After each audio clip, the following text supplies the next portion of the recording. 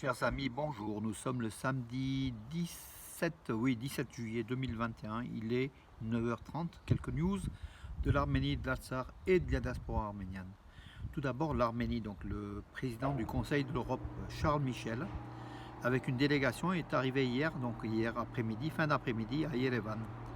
Rencontre avec Nicole Pachinian, le président donc Armen Sarkisian. Il va aussi se rendre au mémorial du génocide arménien, sans doute ce matin donc à Yerevan, à Zizanagapert. Ensuite, des discussions entre l'Arménie et l'Europe, le rapprochement, et puis la situation donc frontalière entre l'Arménie et l'Azerbaïdjan, la situation en Artsakh. Donc beaucoup de choses vont être discutées entre Charles Michel et puis les dirigeants donc de l'Arménie, en espérant que l'Europe apporte un poids supplémentaire à la paix dans la région. Voilà, le comité national arménien donc de Belgique a adressé une lettre à la vice-première ministre belge pour la présence de l'ambassadeur de Belgique à Bakou, présence à Chouchi, donc dans cette mascarade de démonstration donc du patrimoine culturel azéri, avec cette prise de Chouchi. Et donc Aliyev montre aux ambassadeurs étrangers ce lieu de culture, dit-il azéri. Or c'est un lieu de culture arménien, comme vous le savez, depuis la nuit des temps, depuis toujours, et qu'aujourd'hui, donc l'Azerbaïdjan qui veut créer une histoire, recréer une histoire parce qu'elle n'en a pas, sur le dos des Arméniens, envoie donc des ambassadeurs, invite des ambassadeurs pour montrer sa force, voilà, donc, et que la région de conquise de l'Artsakh fait partie de l'Azerbaïdjan. Donc ils veulent un peu légitimiser ces territoires occupés de l'Artsakh. Djivan Kasparyan, le célèbre dudukiste, le plus célèbre dudukiste donc des Arméniens depuis toujours, Djivan Kasparyan qui est décédé donc le 6 juillet aux États-Unis, et pas en Arménie en fait, il est décédé aux États-Unis. Il aura droit à des funérailles nationales en Arménie.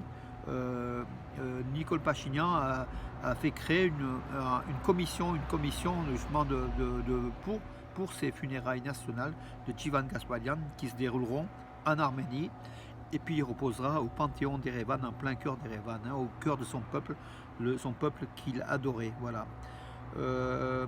Donc hier matin, donc toujours à la frontière entre l'Arménie et le Nakhitchevan, à Yerastre, enfin le village de Yerastre, des soldats azéris ont tiré sur des positions arméniennes. Les Arméniens ont répondu.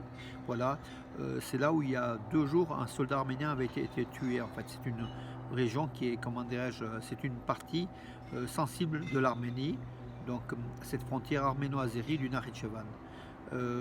Les villageois de Yerastre affirment qu'ils sont prêts à aider donc les soldats arméniens si la nécessité était ressentie. Mais jusqu'à présent, il n'y a pas de nécessité.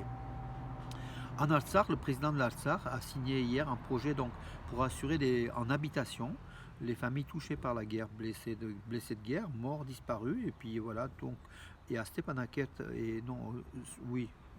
à Stepanakert, 1200 appartements sont en cours de construction en fait, donc des grands travaux de construction qui se déroulent donc en Artsakh pour loger ceux qui ont perdu leurs habitations dans la zone occupée, et aussi pour les familles des soldats morts ou blessés. Donc voilà.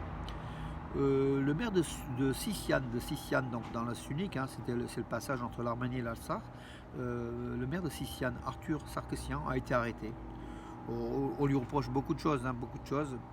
Je pense son rôle aussi de falsification dans les élections législatives, avec des documents falsifiés, enfin bon, tout plein de choses. Il n'est pas le seul, il y a plusieurs maires du Sud qui étaient plutôt pro Kocharyan et qui vont faire les frais donc, de procédure de la justice arménienne, parce qu'ils n'ont pas été très transparents dans leurs activités.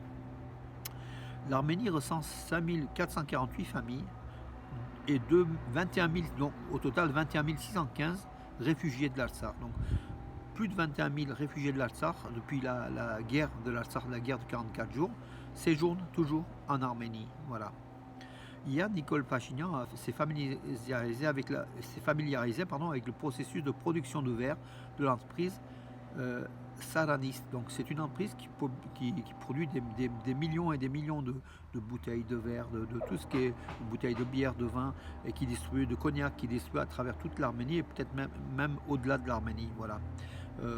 C'est une activité florissante, importante. Je crois qu'ils ont plus de 600 salariés ou 700 salariés. Donc voilà. Bravo à cette entreprise, qui brille hein, tout simplement. Hein. L'Arménie a besoin de cette production aussi de bouteilles de verre, puisque sa production de bière et de vin est très importante, également le cognac, hein, qui est le brandy en fait. Hein. Levon Aronian, donc le leader donc, de l'équipe d'Arménie des échecs, a annoncé qu'il arrêtait donc la Coupe du Monde à Sochi lors de la deuxième journée de cette Coupe du Monde pour des raisons de santé, dit-il. Il a arrêté donc contraint et forcé, donc et avec une grande peine a-t-il annoncé, donc il a arrêté les compétitions. Hein, voilà. L'Arménie et la Géorgie, les passages donc frontaliers entre l'Arménie et la Géorgie, les postes de Baklatashian Sadarlou et de Bavra Ninozminda sont ouverts des frontières terrestres de 10h jusqu'à 20h donc chaque jour, à condition que les citoyens donc d'Arménie présentent un test Covid ou un PCR de moins de 72 heures pour se rendre en Géorgie. Voilà. Et l'aller-retour aussi, hein, c'est pareil. Il faut qu'ils présentent aussi des éléments de santé. Ben voilà, attendez, je fais le tour. Oui, ben écoutez, j'ai fait le tour. J'ai fait le tour de l'actualité, donc aujourd'hui samedi. Je vous donne rendez-vous à demain, mes amis. Bonne journée.